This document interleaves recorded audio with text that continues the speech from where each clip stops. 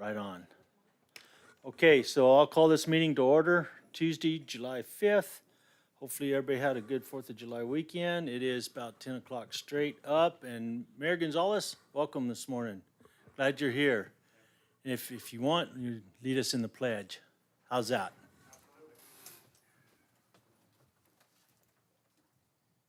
Allegiance to the flag of the United States of America and to the republic for which it stands, one nation, under God, indivisible, with liberty and justice for all. And James, you doing the invocation?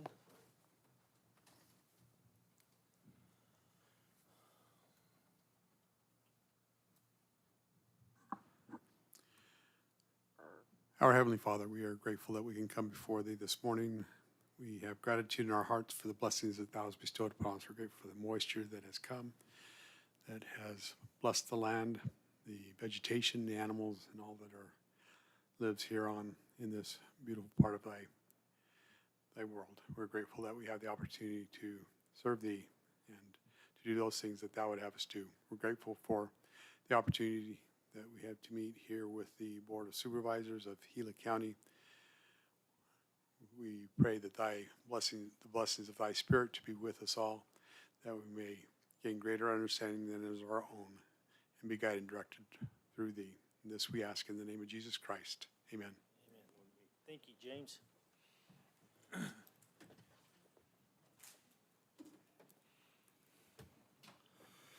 Okay, so we'll start with presentations. 2A, presentation of May 31st, 2022 Gila County financial data as it compares to the fiscal year 2022 Gila County budget and fiscal years 21, 20, and 19. Good morning, Maren. Good morning, Mr. Chair. Good morning, members, supervisors. We're just here with our monthly update for you. This is where we were as of the end of May. So we would have expected to be at an 11-month target of 92% of your budget for revenue and expenses as of the end of May. And we were at 78.4% of the budget for general fund revenues. And those revenues were $536,000 less than the previous year. We show you in the charts below which line items were experiencing the greatest increase and decrease compared to the previous year. Our state shared revenue was up $1.299 million, charges for services up $200,000, state grants up $148,000. Decreases from the previous year, property taxes were down $283,000, miscellaneous was down $289,000, and non-business licenses and permits were down $187,000. The property taxes is just a matter of timing. Miscellaneous the previous year had just extraordinary revenues. We would expect it to be more like it was this year compared to last year, $653,000. That was an anomaly. And the non-business licenses and permits was a result of COVID in 2021, when we saw an increase in those sorts of things. And we have for you the graphs which show us where we are with expenses and revenues, so that you can see it a little bit better. At the end of May, general fund expenditures and encumbrances were at 79% of the budget, compared to an 11-month target of 92%. And so they were in line with where revenues were. As you can see here, the blue line, first blue line is where we would expect for the whole budget. The red line is where you were at the end of May. The green line is 11-month target. The purple is a year ago, aqua is 2 years ago, and orange is 3 years ago, because we now have 4 years of comparable data for you. So you can see that things are pretty even across the board.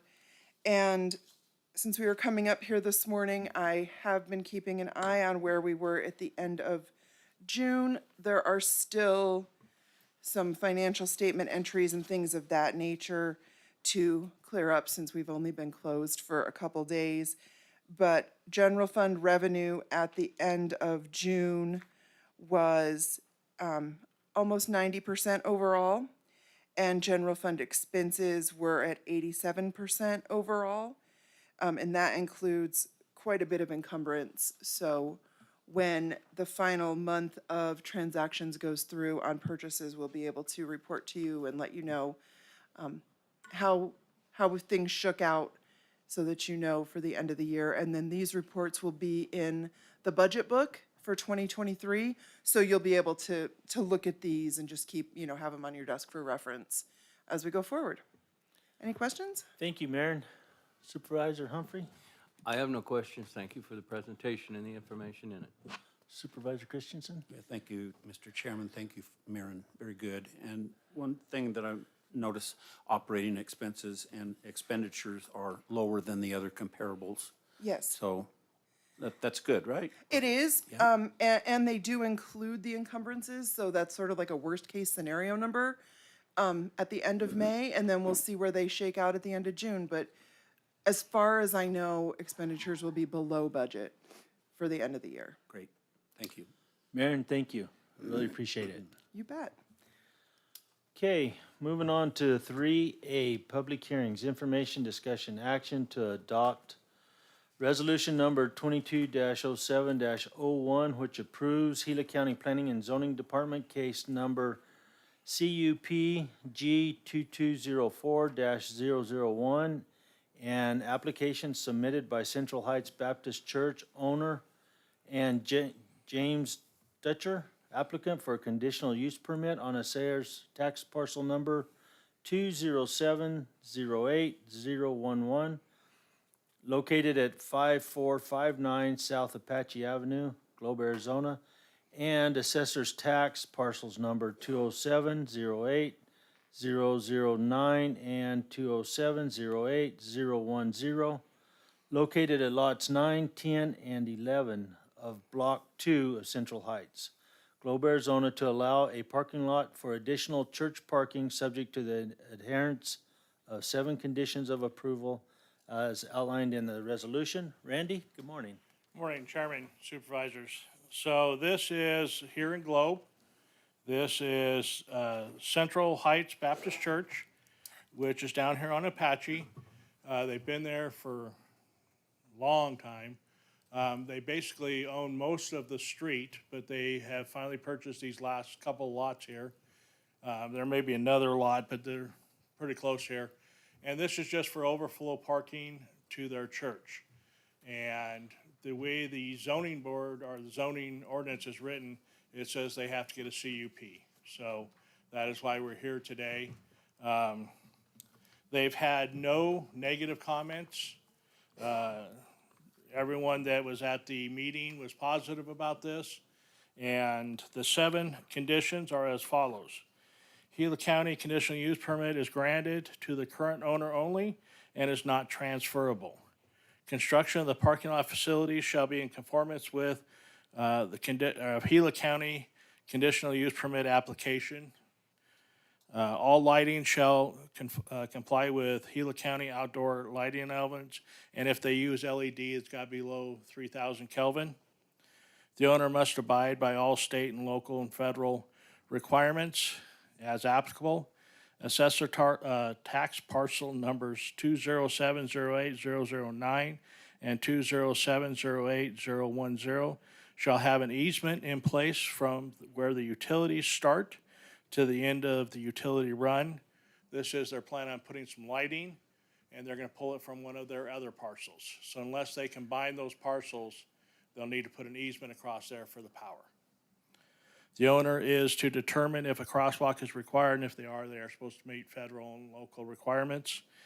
And the Gila County Development Plan application about should be submitted and approved, showing all uses for the parking lot area.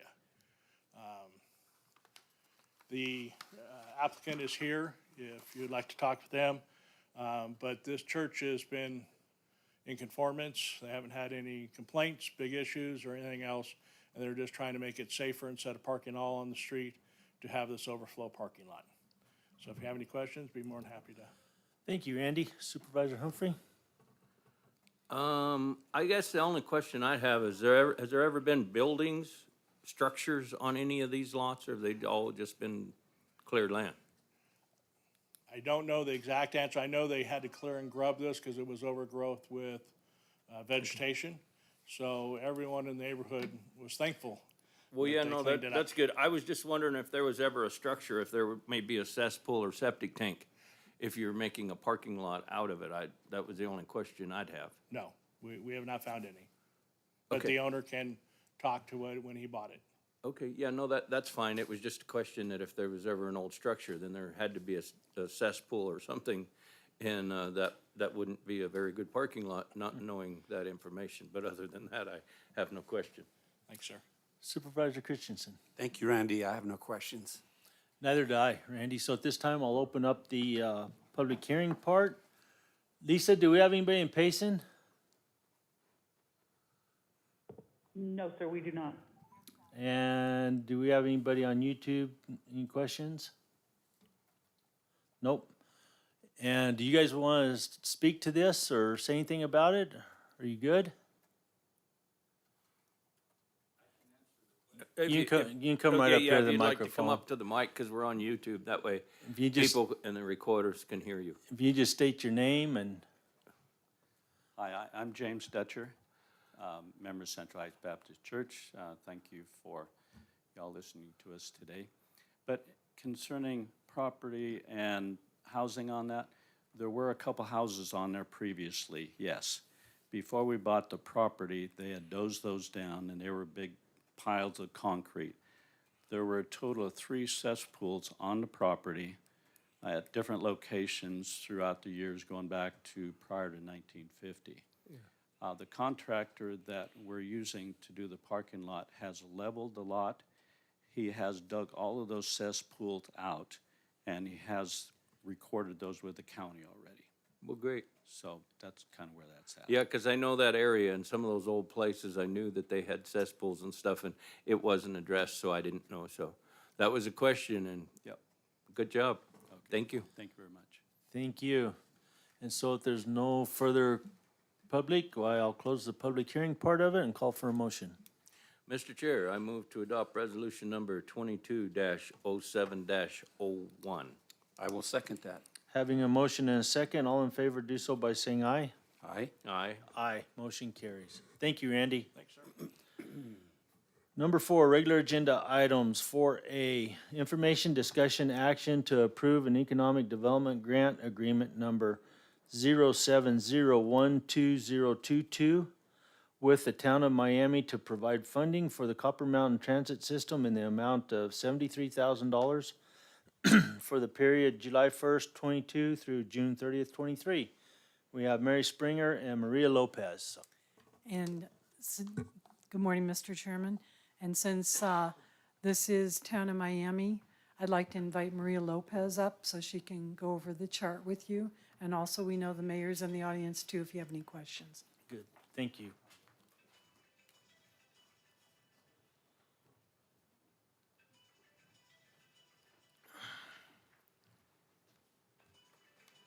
Good morning, Mr. Chairman, Supervisors. On behalf of the Town of Miami, we have an agenda item here for our Economic Development Grant, I believe is what it's listed as instead of an IGA, an amount of $73,000. This is your portion of the contribution for the town to run our Copper Mountain transit system along with the City of Globe, so it's a 3 partnership. We, as a council in Town of Miami, had okayed our portion of that, and so we're just seeking your guys' approval to continue in partnership with the Copper Mountain Transit System. And so I leave it up to any questions that you guys might have. Myself or Maria will be able to answer. And I apologize, our transit director resigned, and so we're here present. So bear with us on some of these questions that you guys might have. It's good, Mayor. It's all good. Supervisor Humphrey. Yeah, Mayor, that was going to be one of my questions with who is over operations at this point in time, or who will be over operations? So we did promote from within that was familiar with the system. And so we do have an application out there for anybody else that might have that experience, but we do have an interim in that transit coordinator position right now. Okay. Okay, yeah, that was my only question is in the operations that it continues, you know, as it has and things of that nature. Same routes, any addition to the stops or anything of that nature? No. Or planning any? Yes, so before our transit director left, they were looking at towards the end of the year of revamping some of the routes that were going to be taking place. Okay. For example, I think one of them was going to be Southwest Gas because they don't have an open office, and that was one of the stops that they had.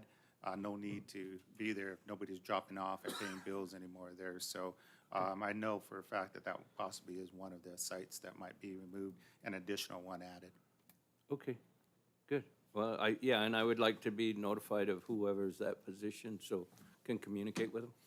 Absolutely. When we get back, I can get with our interim town manager and send you an email, or Maria, our finance director here, can send you that email. Thank you very much. Thank you. Supervisor Christensen. Thank you, Chairman, and thank you. No, I'm good. I don't have any questions. Thanks. Neither do I, Mayor. Good job. Glad you guys are keeping it going, so that's good. Yeah, it's a great system. You can see, we just recently, with our 5311 grant, on the right-hand side, you can see one of our newest purchase. We have 2 of these, 11-passenger vans. And then, of course, on the left, we still have our Dire Ride on there. So, like I said, new equipment, and it's prospering. Good. Thank Good you, deal. Mayor. So with that, I'll entertain a motion. Mr. Chairman, I move to approve the Economic Development Grant Agreement number 07012022 with the Town of Miami in the amount of $73,000 through June 30th, 2023. Mr. Chair, I'll second that motion. Having a motion and a second, all in favor, do so by saying aye. Aye. Aye. Aye. Motion carries. Thank you, two. Thank you, Mr. Appreciate Chairman it. and Supervisor. Okay, on to 4B, information discussion action to award contract number 050220022 to Dixon Rock in the amount of $19,580 for the fairgrounds site improvements Phase 1 project. Mary Springer. Good morning, Mr. Chair, members, supervisors. I'm back again. And I am really pleased that we had such responses on this. I believe 7 bidders. I think they were all local. We had to refuse one because they didn't include all the forms that were required. But Dixon Sand and Materials, or Dixon Rock and Materials, was the lowest bidder, and significantly lower, but they have a vested interest in the fairgrounds. And so I know they want to make sure that the work is done right and gets done in time before the fair. So with that, I'd ask to approve contract for the tearing down of the old racetrack and the 6 outbuildings. Thank you, Mary. Supervisor Humphrey? No, just thank you very much for going forward with this. That old track has been a safety hazard for a long, long time. We've had to keep that area kind of closed up and locked off because it is kind of a hazardous area, and so it's great that we're moving forward to protect the public that may wander away from the fair into some of these other areas. So I think it's a great thing, and I appreciate you moving on this very much. Supervisor Christensen? Thank you, Mary. Could you clarify what you mean by vested interest? When I say vested, they're longtime, they're contractors in the area, but they also live in the area. They live and play at the fairgrounds. I believe the Megan Dixon is on the fair board. Her husband owns the company. So that's they're local to, and they want to see the improvements done at the fairgrounds. And so they weren't looking to profiteer, I guess is my word. They want to share and make things better out at the fairgrounds. So when I say vested, I mean they want to see the improvements happen, and they're willing to do some sweat equity in there. Okay, great. Thank you. Thank you, Mary. It's good to know that we had at least 7 different outfits interested. I don't know who the other 6 were, but I know Dixon's, and they've done a good job all over, Yep. so that's good. I appreciate that. So with that, I'd entertain a motion. Mr. Chair, I move to award contract number 05022022 to Dixon Rock in the amount of $19,580 for the fairground site improvement Phase 1 project. I will second. Having a motion and a second, all in favor, do so by saying aye. Aye. Aye. Aye, motion carries. Thank Thank you. you, Mary. Mr. Chairman? Thank you. Yeah, Before Mary sits down, I know that we had a little bit of issue with the transportation of the second rodeo arena, and wondered if we could get an update for the board for that second arena that we're having delivered soon. The update is we tried very hard to get it in last week before end of fiscal year. And the company we purchased it from had set up 3 separate transport companies. All 3 didn't show up to pick the load up to get it here. So I've been in contact with the company, and they're hopefully making arrangements for it to get here this week. We also went out for the dirt work bid, and that'll be coming back to you at the next board meeting. So we can get those 2 things underway. We want to make sure that we had dirt work and the arena set up so it can be all done at the same time. So Thank more you. to come, more good things to come.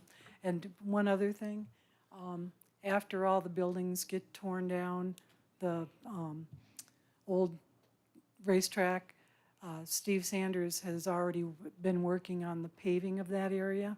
So there's more to come, more good things happening out there. Thank you. thank you, Mary. Thank Thank you, you, Mary. James. Okay, number C, information, discussion, action to approve an intergovernmental agreement with Yavapai County for restoration of competency services effective July 1st, 22 through June 30th, 23. And I guess, Jonathan, you're it, huh? Good morning. Good morning, Mr. Chairman, members of the board. Before you today is an intergovernmental agreement between Yavapai and Gila for restoration services. This is actually a renewal. Gila County has utilized Yavapai's Restoration to Competency program, at least to my knowledge, since 2014 and probably before that. I did present before this body, I think last month, an alternative program, and I wanted to just make sure there was no confusion between those. This Yavapai program and the IGA before you is the primary source. It's the most cost-effective solution for these services that we have available to us. So it is not the same. There's 2 IGAs, but one is for our primary program, and in the event that beds are not available, we have an alternative to just keeping people in the jail. And with that, I'll take any questions. Thank you, Jonathan. Supervisor Humphrey? I have no questions. Supervisor Christensen? Thank you, John. No questions. I'm good as well. Thank you for doing that for Sarah. So with that, I'd entertain a motion. Mr. Chairman, I move to approve an intergovernmental agreement with Yavapai County for restoration to competency services effective July 1st, 2022 through June 30th, 2023. Mr. Chair, I'll second that. Having a motion and a second, all in favor, do so by saying aye. Aye. Aye. Aye, motion carries. Thank you, Jonathan. Thank you.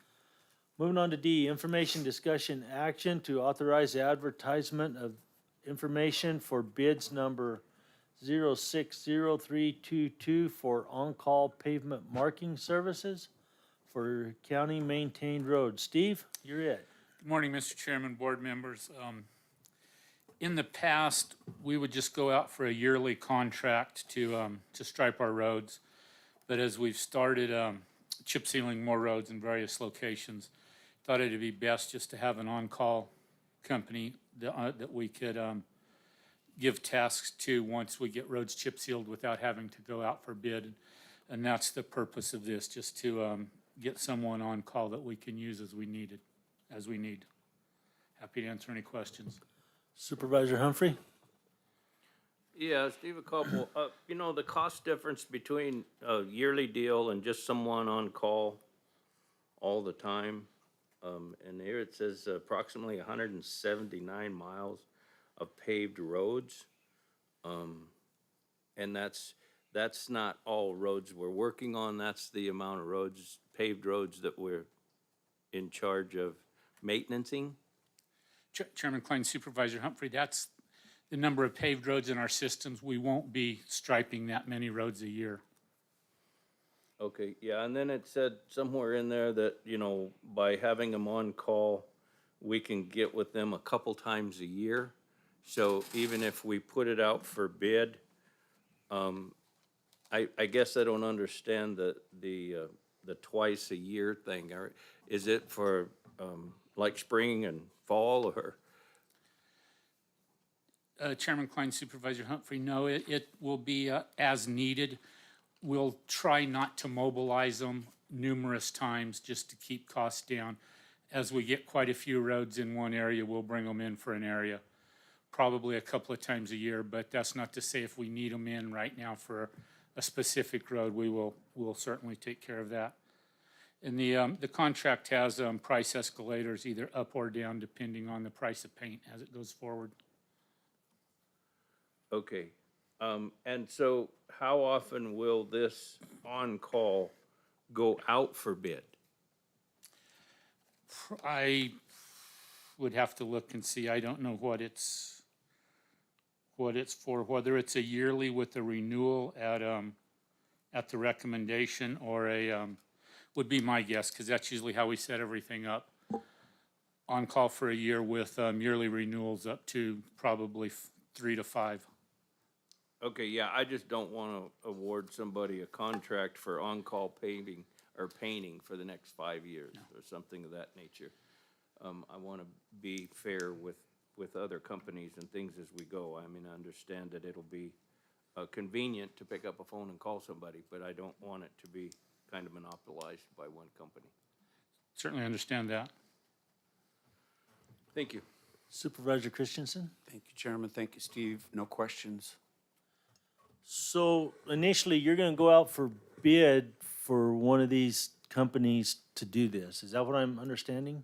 Or, Yes, we're gonna solicit bids for this service.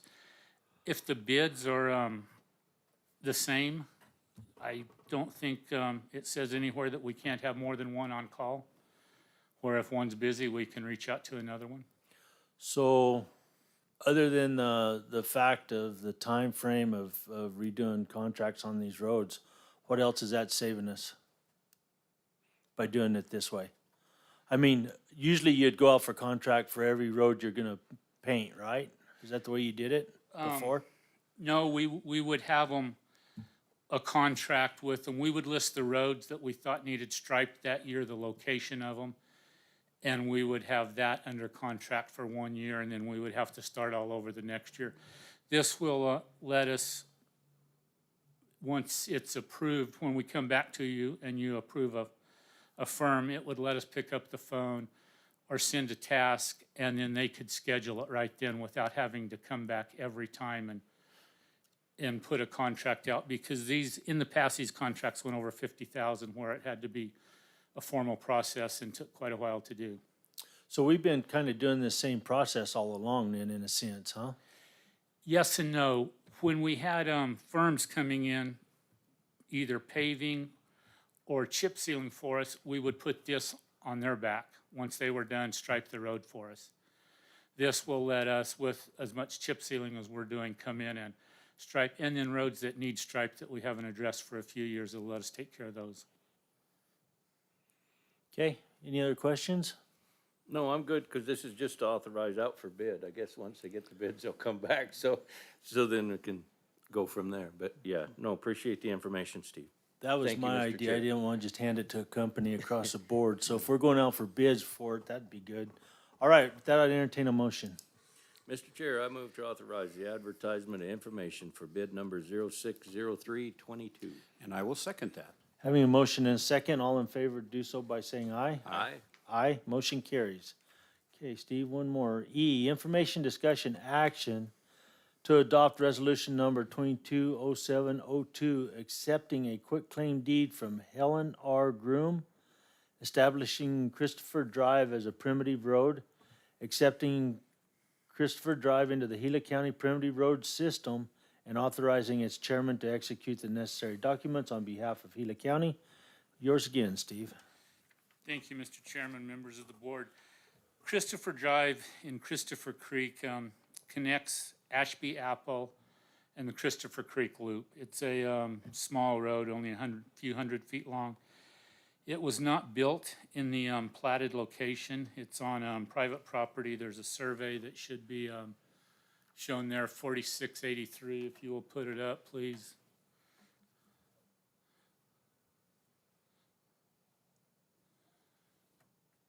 It shows the location of everything. The road was in places in that area, in places it missed. The owner of the existing land around there wants to dedicate it to the county, quitclaim it to the county. We want to accept it so we can begin maintenance, put it in our maintained system as a primitive road, and create the little connection between Christopher Creek Loop and Apple Ashby Lane. Provide residents with a secondary, shorter way out through the subdivision. Thanks, Steve. Supervisor Humphrey? No, nothing other than primitive road is once or twice a year, correct? Okay.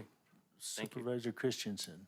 Yeah, I just, I don't have a problem with this. I think it's great that we're seeing some past faults or whatever you want to say, and kind of improving the county's ability to act to serve the public better. So that's all I have. So my question is, if they're wanting to quitclaim this to the county, to where it actually be the county road, right? And the width and everything else is already up to snuff, so we can take it in? Yeah, it's, I think it's 30 foot on there. We're taking it in as a primitive road that has no, like, county highway requirements or anything like that. We got adequate width. The road is already there. This is just kind of clearing up some paperwork and clearing up underlying property concerns or clearing title for the land that it's on. Okay. All right. Entertain a motion. Mr. Chair, I move to adopt resolution number 22-07-2. Do I have a second? You have a second. Having a motion and a second, all in favor do so by saying aye. Aye. Aye. Motion carries. Thanks, Steve. Thank you. Okay, moving on to 5, consent agenda action items. Would either one of you want to pull anything off or discuss any of them? No, not today, Mr. Chair. For me. I'm good, Mr. Chairman. And I don't believe I have anything on there either of any interest, so I'd entertain a motion to approve consent agenda action items 5A through 5M. Mr. Chair, I move to approve consent agenda items 5A through 5M. I will second. Having a motion and a second, all in favor do so by saying aye. Aye. Aye, motion carries. Number 6, call to the public. Lisa, do we have any public up there? No, sir. Thank you. Do we have any on YouTube? And I don't believe we have any here as well, so. Moving on to 7, at any time during this meeting pursuant to ARS 3843102K, members of the Board of Supervisors and the county manager may present a brief summary of current events. No action may be taken or on information presented. James, you got anything you want to bring us up snuff on? Mr. Chairman, I will comment that the County Supervisors Association had a summary of the legislative session last week, that they recapped everything that was done. And I don't call anything that was too horrible for us, so we did get some allocation of dollars and things for us as well. I'll have to get the details to you later. But thank you, Mr. Chairman. Thank you, James. Supervisor Christensen, you want to go first on this one? Sure. Record-setting meeting. Thank you, Mr. Chairman. 35 minutes, not bad. Like that. So as far as what I've been doing, on Sunday, went to a place called Lodge at 5600 in Pine, and it's a new hotel up there that is not open yet, but it was a fundraiser for the pine fuel reduction and the trails organization. And so it was really a great setting. The view is tremendous. It's going to be a real asset to Pine. It's got 8 rooms. It's also an event center. It has a bakery and a coffee shop that's open now. So I just congratulate the owners, Brian and Lisa, for really creating a new gem in the area of Pine. Good. Yeah, that sounds like a good deal. Supervisor Humphrey. Toured Resolution copper mine shaft went all the way to the bottom. It's wet, hot down there. Yeah, I'll bet. And it's a long ride down in a metal cage, but that's okay too. It was a good experience. I'm glad to see them hopefully being able to go forward with that before too much longer. I participated in a telegraph fire project community meetings. There was 2 of them, Wednesday the 29th and Thursday the 30th, to go over the 4 waterways that we're working on in the local area, from Ice House to Russell Gulch to Bloody Tanks, and to present the public with things that the engineers have come up with on what we're gonna do to the waterways, because we're about 90% completed on project now that we've met with the property owners and things of what we're gonna be able to do and moving forward. So those were good meetings to inform the public, and also to be able to take questions that people had on how we're gonna move forward with trying to protect people and property with our watersheds that have been burnt. I will hold a Tonto Basin community meeting tonight at 5. And I'll hold a Roosevelt meeting on July the 11th. And I'll be on KQSS also on the 11th at 5:30 p.m. So trying to stay out in front of the public and answer all the questions we can, and absorb all the information that we can to try to help with what's going on in the community. Thank you, And Tim. so, thank you.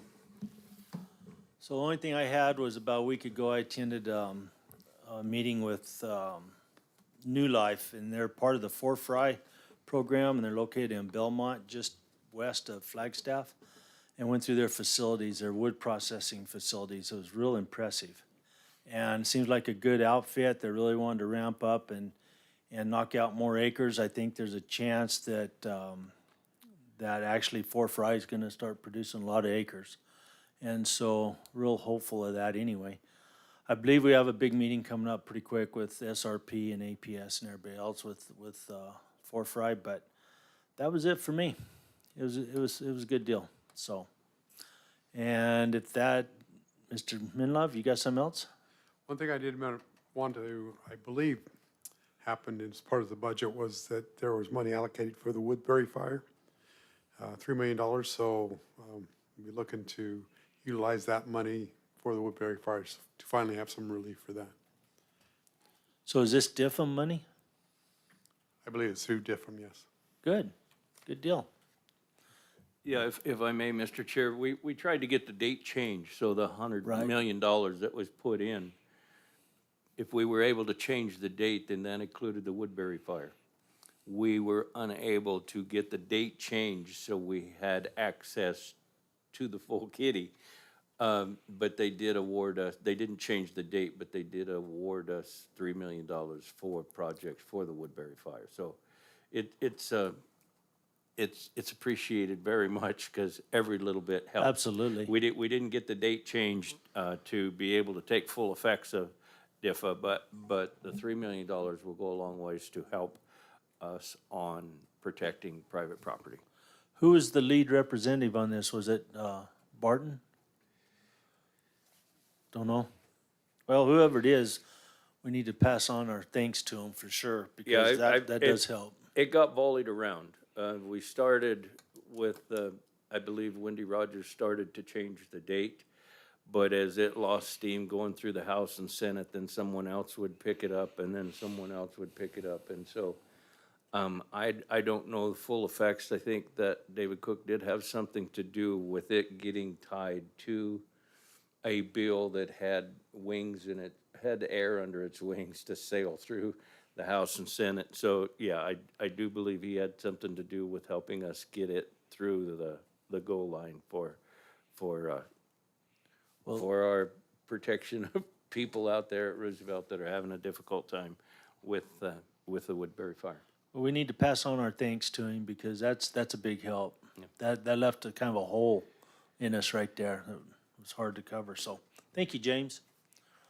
I guess with that, this is one of the shortest meetings we've had in a very long time. So I'll adjourn the meeting. Thanks.